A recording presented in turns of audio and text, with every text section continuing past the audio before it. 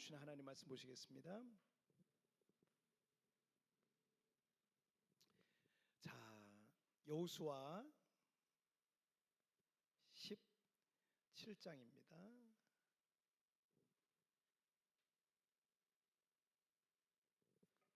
자, 여호수아 17장 14절부터 18절까지의 말씀.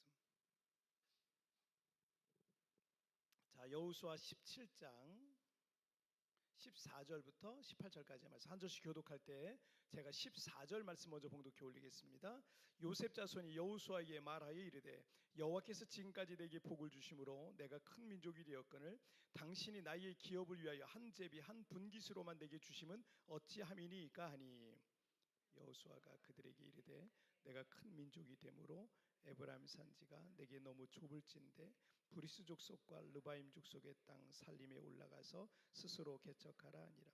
요셉 자손이 이르되 그 산지는 우리에게 넉넉하지도 못하고 골짜기 땅에 거주하는 모든 가나안 족속에게는 베스완과 그 마을들에 거주하는 자이든지 이스라엘 골짜기에 거주하는 자이든지 다 철병거가 있나이다 하니 여호수아가 다시 요셉의 족속 곧 에브라임과 므낫세에게 말하되 이르되 넌 큰 민족이요 큰 권능이 있은즉 한 분깃만 가질 것이 아니라 다 같이요 그 산지도 내 것이 되리니 비록 살림이라도 내가 개척하라 그 끝까지 내 것이 되리라. 가나안 족속이 비록 철병거를 가졌고 강할지라도 내가 능히 그를 쫓아내리라 하였더라. 아멘. 자, 오늘 말씀 제목 읽겠습니다. 시작. 믿음의 모험. 다시 한번 시작. 믿음의 모험. 자, 오늘은 2024년의 마지막 주일입니다. 여러분 한 해 동안 수고 많으셨어요. 우리 자회분들이랑 수고하셨다고 인사 한번 하세요. 수고하셨습니다. 수고 많으셨습니다. 우리가 살아온 365일 그리고 뭐 52주 주일로 치자면 52주 그리고 7일 일주일은 7일이죠. 그리고 하루 그 하루에 24시간 그리고 찰나의 시간인 1초마저 우리에게 헛된 거는 사실 아무것도 없어요. 하나님 안에서 살아온 매 순간은 우리에게 소중하고 또 너무나도 의미가 있었을 것이라 이렇게 생각이 됩니다. 프랑스의 작가인 브리노 주베르의 책인 그 1초마다 세계는이라는 그림책이 있어요. 동화이기도 한데요. 우리가 1초마다 눈을 깜짝일 수도 있고 박수를 칠 수도 있고 그리고 심장이 한번 뛰길 수도 있잖아요. 하지만 그 짧은 1초 동안 세계에는 정말 많은 일들이 일어나고 있다는 거예요. 이 책이 2018년에 쓰여졌으니까 통계가 지금은 이 책에서 말하고 있는 것보다 훨씬 더 많아졌을 것 같아요. 1초에 아기 4명이 태어나고 2명은 죽어서 우리 곁을 떠난다고 합니다.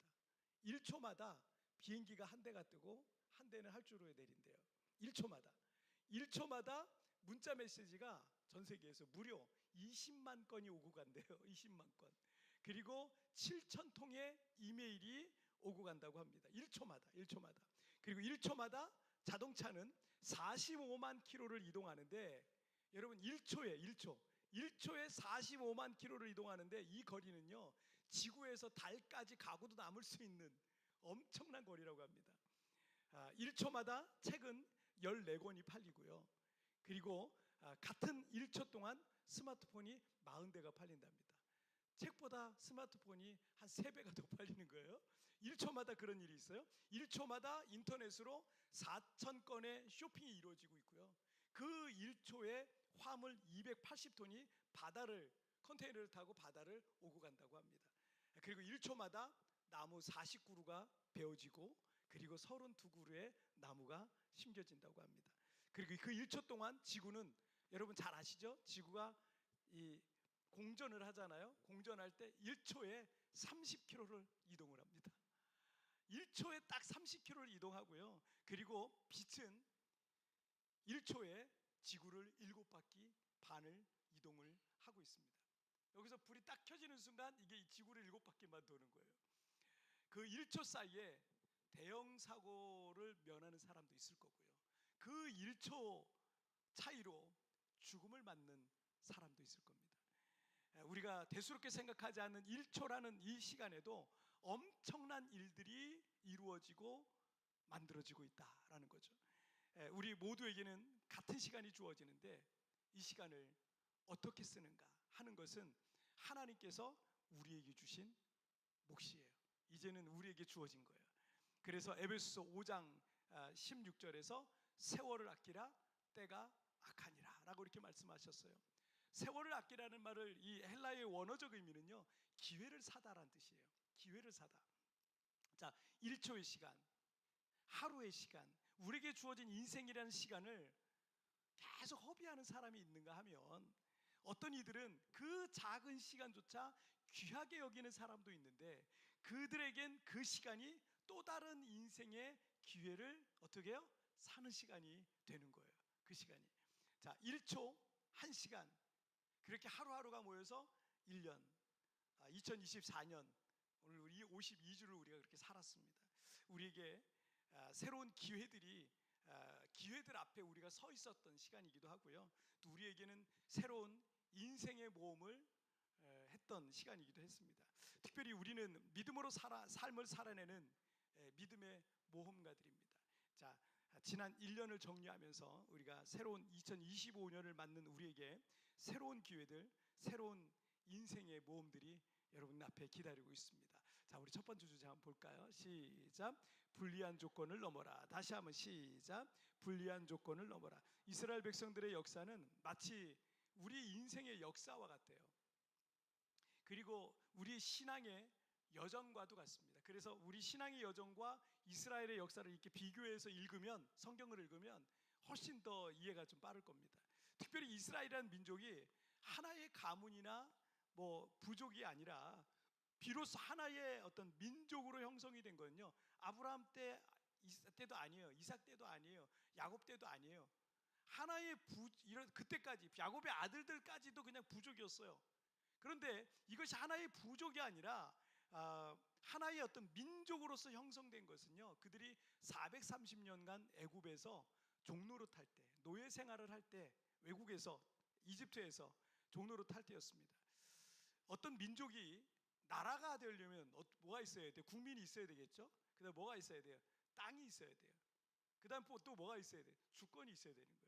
그래서 이스라엘이라는 민족은 있는데 이 민족에게 지금 땅도 없고요, 주권도 없으니까 나라가 될 수가 없는 거예요. 하나님께서 그들을 애굽에서 출애굽시켜 주시면서 그럼 비로소 주권을 갖게 됐어요. 주권이 뭐예요? 주인된 권리잖아요. 내가 마음대로 할 수 있는 거예요. 내 거니까. 자, 이게 주권이잖아요. 그런데 이스라엘 백성들이 노예에서 탈출하면서 비로소 주권을 갖게 됐어요. 자, 하지만 출애굽하고 이제 40년 동안 광야에 살았죠. 이 광야 생활을 하는 동안은 땅이 없잖아요. 자기네 땅이 없는 거예요. 자기네 땅이 없었기 때문에 여전히 온전한 나라를 이룰 수가 없었던 겁니다. 그런데 하나님께서 그들에게 가나안 땅을 기업으로 주셨고 그들은 하나님께서 주신 이 가나안 땅을 정복해 나가는 그런 사명을 받았습니다. 여러분, 우리도 예수님을 믿고 죄에서 구원받아서 인생의 출애굽을 경험했다고 해도 그때부터 고생이 끝나고 인생의 막 천국 같은 일이 계속 시작되는 건 아니에요. 예수님께서 천국은 침노하는 자의 것이니라 라고 말씀을 하셨잖아요. 그런 것처럼 여러분, 우리에게 주어진, 교회 다니면서 이제 우리 앞에 주어진 영적인 가나안을 정복해야 될 이 사명이 사실 우리에게 있는 겁니다. 자, 오늘 본문인 17장 14절 말씀 하나 볼까요? 시작. 요셉 자손이 여호수아에게 말하여 이르되 여호와께서 지금까지 내게 복을 주심으로 내가 큰 민족이 되었거늘 당신이 나의 기업을 위하여 한 제비 한 분깃으로만 내게 주심은 어찌함이니까. 자, 이스라엘 백성들은 모세의 후계자인 여호수아와 함께 이 가나안 땅에 들어와서 가나안 정복 전쟁을 치렀어요. 자, 여호수아는 각 지파별로 가나안 땅을 기업으로 나눠 가지고 분배해 줬습니다. 하지만 가나안 땅에는 여전히 가나안의 강대한 부족들이 여기저기 아직 존재했습니다. 있었고요. 그들이 살아서 어느 지역에 강력한 힘을 발휘하고 있었습니다.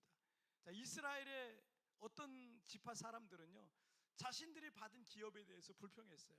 땅이 너무 좁다고. 자, 그게 바로 오늘 요셉 자손입니다. 요셉 자손은 에브라임과 므낫세 이 두 지파를 총괄해서 이제 요셉 자손이라 그래요. 요셉의 두 아들이 한 지파씩 차지하게 된 거죠. 자, 요셉 자손은요, 이스라엘 12지파 중에 장자권을 갖고 있다라는 자부심을 갖고 있어요. 장자권.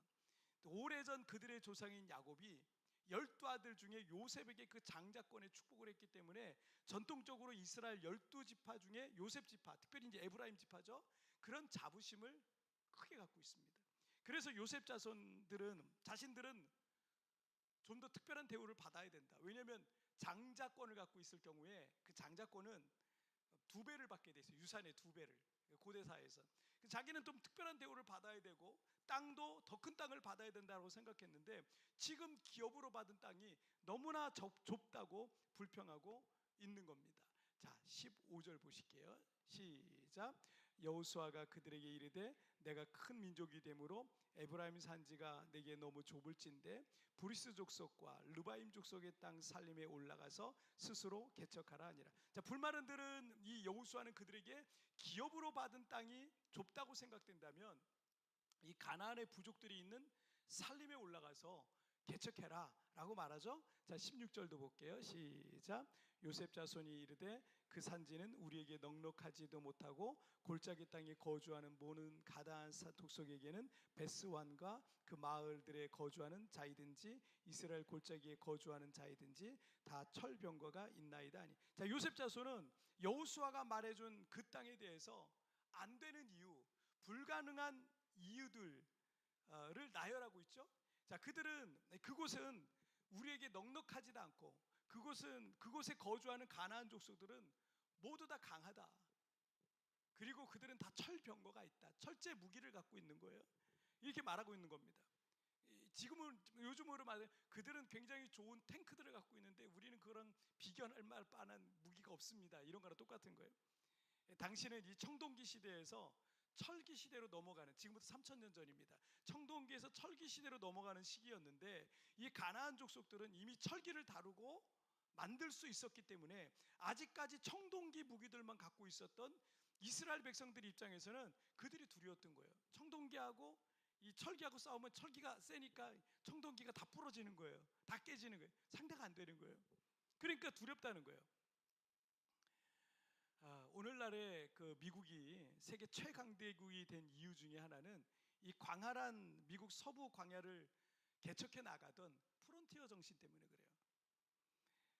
그런 개척 정신이 최초로 존 F 켄네디가 처음 인간을 달에 보내겠다고 뉴 프론티어라는 그런 비전을 선포했었잖아요. 그 프론티어 정신이거든요. 근데 그 개척 정신이 최초로 인간을 달에 보내기도 한 거예요. 그리고 그 이후로 지금 화성에도 지금 사람을 보내는 최초의 나라가 될 가능성도 큽니다. 개척 정신을 갖고 있는 사람들의 특징은요, 남들이 꿈꿀 수 없는 걸 꿈꿔요. 남들이 생각해내지 못하는 것들을 생각해내요. 남들이 할 수 없는 것들을 해내는 게 특징입니다. 모든 것이 갖춰진 곳에서 뭘 잘해보겠다는 사람, 나는 이런 환경이 갖춰져야 돼, 저런 환경이 갖춰져야 돼, 이런 조건이 갖춰져야 돼, 모든 게 갖춰진 곳에서 뭘 잘해보겠다는 사람은요, 뭘 잘해보기도 전에 그것 하나 제대로 관리 못할 가능성이 커요. 하지만 가진 게 아무것도 없어도 이런 개척 정신을 갖고 있는 사람은요, 광야 같은 곳에서 또 허허벌판에 내놔도 그 허허벌판 위에다 새로운 역사를 써가는 사람이 되는 거예요. 지난 주간에 우리나라에 들어온 선교사님들을 통해서 우리나라 기독교 미션 스쿨들이 세워졌는데, 뭐 연세대라든지 이하여대라든지 이런 학교들이 세워졌는데 얼마나 참 자랑스럽고 좋은 학교들이에요. 하지만 그 학교들이 자유주의 신학이 들어오고 세속화에 물들어서 어느 순간 정말 안타까운 현실에 대해서 지금 뭐 기독교 미션 스쿨이라고 보기가 참 어렵다 할 만큼 그런 모습들이 있는데, 그런 부분에 대해서 잠시 말씀드렸습니다. 최근에 세워진 기독교 재단이 하나 있죠. 한 30년밖에 안 됐지만 이 포항의 한동대학교는요, 자유주의와 세속화의 물결 공격이 거셉니다. 여기도 많이 들어가 있습니다. 지금 교수진도 그렇고 또 여러 가지 어떤 동아리들도 그렇고 계속 그런 게 들어가고 있는데, 그 가운데서도 여전히 많은 기독교 지도자들을 배출하고 있어요. 제가 코스타라고 우리 학생들이랑 마닐라에 우리 1년에 한 번씩 가잖아요. 강사 중에 이 한동대 출신 학생들이 이제 학생이 아니죠. 이제는 뭐 넉넉한 젊은 청년 사업가들이 돼가지고 간증 오는 경우가 많은데 대단히 놀라워요. 대단히 놀라워요. 이 포항에서도 아주 시골에 위치한 한동대학교는 허벌판에 그냥 학교만 덩그러니 있는 모습입니다. 학교의 역사도 그리 길지 않고요. 학생도 그리 많지 않고 시설도 그리 좋지 않은 뭐 시골의 작은 대학이에요. 그래서 어떤 학생들은 여러 가지 조건이 좋아 보이지 않고 캠퍼스도 그렇게 큰 것 같지 않고 또 어떤 네임밸류라 그러죠. 학교의 어떤 브랜드, 졸업 후에도 취업에 어려움이 있을 것 같아서 서울에 이름 있는 대학으로 옮기기도 합니다. 그런데 제가 올해 4월에 본 기사에 의하면 한동대학교의 국제법률대학원에서 올해 미국 변호사 시험에 무려 39명이 무더기로 합격했어요. 39. 미국 변호사 시험 얼마나 어렵습니까? 그리고 지난 3년간 배출한 미국 변호사 수가 100명이 넘고요. 이 학생도 적고 역사도 짧은 이 학교의 법률대학원 개원 이후로 총 누적 변호사가 미국 변호사가 628명이 이른다고 합니다.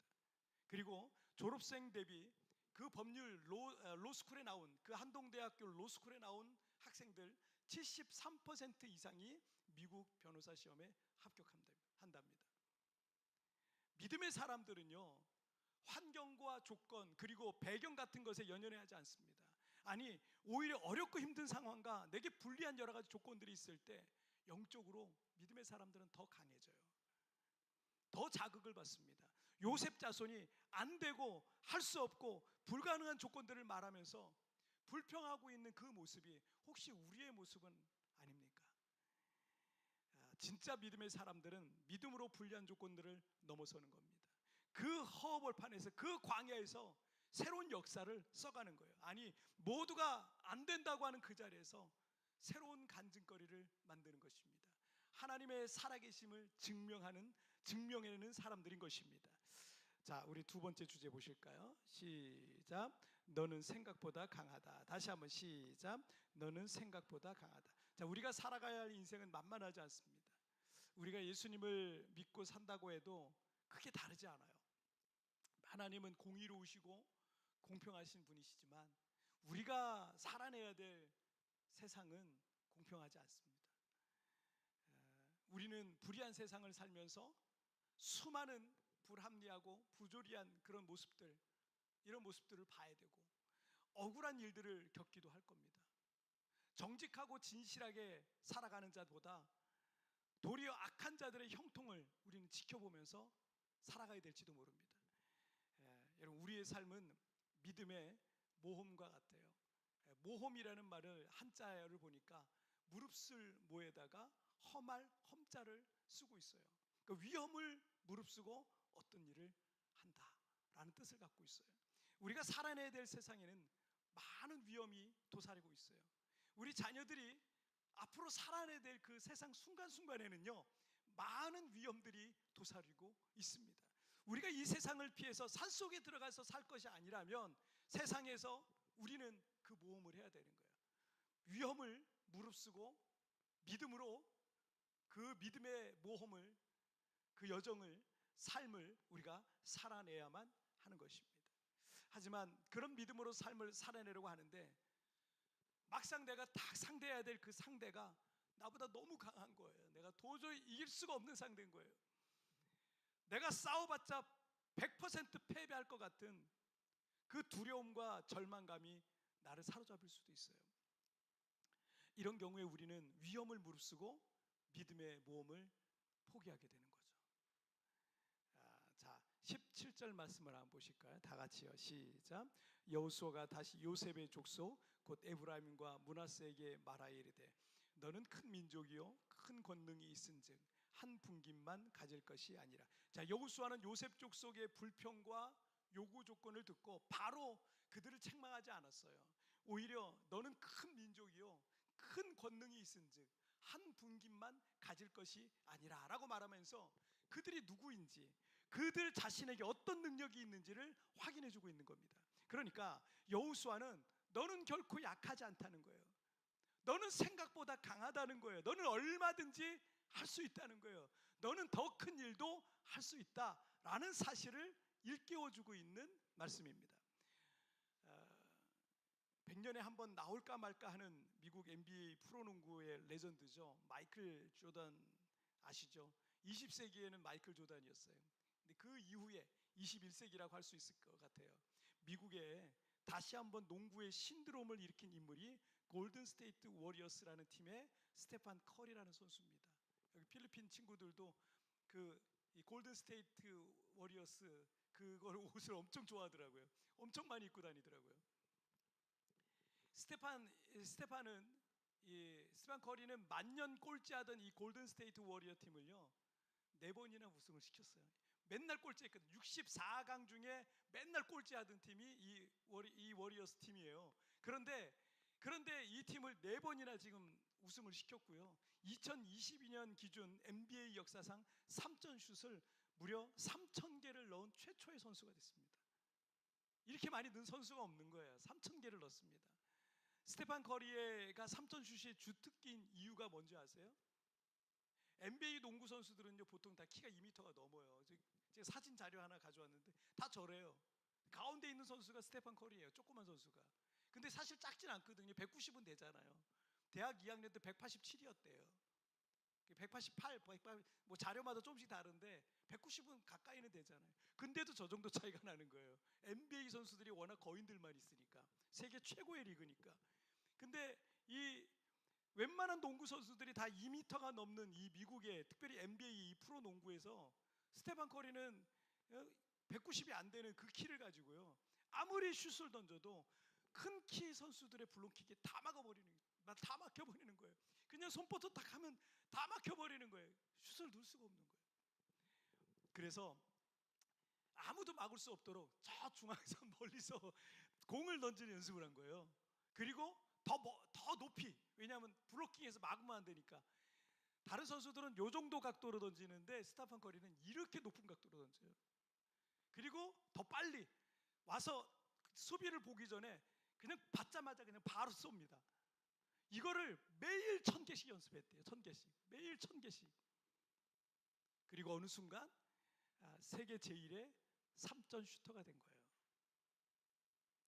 스테판 커리는 빌립보서 4장 13절의 말씀을 운동화에 새겨놓고 뛴다 그래요. 내게 능력 주신 자 안에서 내가 모든 것을 할 수 있느니라. I can do everything. 뭐 NIV에는 everything, 여기는 all things through Christ who strengthens me. 나에게 힘을 주시는 그리스도를 통해서 나는 모든 것을 할 수 있다 라고 고백하고 있어요. 여러분이 다른 사람과 비교할 때 외적으로 분명 더 작고 약할 수도 있고 더 조건이 안 좋을 수도 있습니다. 하지만 분명한 것은 내게 능력 주시는 예수 그리스도께서 나와 함께 하신다는 것을 믿으시길 바랍니다. 이 믿음을 갖고 있는 사람에게는요 모든 것이 가능해집니다. 여러분 잊지 마세요. 여러분은 생각보다 강합니다. 여러분은 생각보다 훨씬 지금보다 더 잘할 수 있습니다. 자 18절 말씀을 한번 보실까요? 시작. 그 산지도 내 것이 되리니 비록 살림이라도 내가 개척하라. 그 끝까지 내 것이 되리라. 가나안 족속이 비록 철병거를 강할지라도 내가 능히 그를 쫓아내리라 하였더라. 자, 요셉 족속 앞에 있는 것은 험한 살림이었지만 여호수아는 그것을 믿음으로 개척하라라고 합니다. 그리고 그곳에 살고 있는 가나안 족속은 강철 무기를 갖고 있고 그들은 강하다는 것은 객관적인 사실입니다. 그런데 여호수아는 뭐라 그래요? 너희가 요셉 족속이 그들을 능히 쫓아내고 승리하게 될 것이다 라고 말하고 있습니다. 우리는 필리핀이라는 이 외국에서 살고 있고 우리 자녀들은 여기서 학교를 다니고 있고 저도 이곳에서 목회를 하고 있습니다. 우리는 여기서 외국인으로 살고 있습니다. 분명 여러 가지 불리한 조건들이 있습니다. 어떤 사람들은 내가 여기서 크게 성공하기는 힘들 것 같다라는 생각을 할지도 모르겠어요. 하지만 아무리 불리한 조건과 환경들 가운데 있다 하더라도 우리가 생각보다 강하다는 사실을 믿으시길 바랍니다. 그리고 우리가 생각보다 더 잘할 수 있다는 사실을 여러분 꼭 기억하시길 바랍니다. 그리고 전능하신 하나님, 살아계신 하나님께서 우리와 함께 하시고요.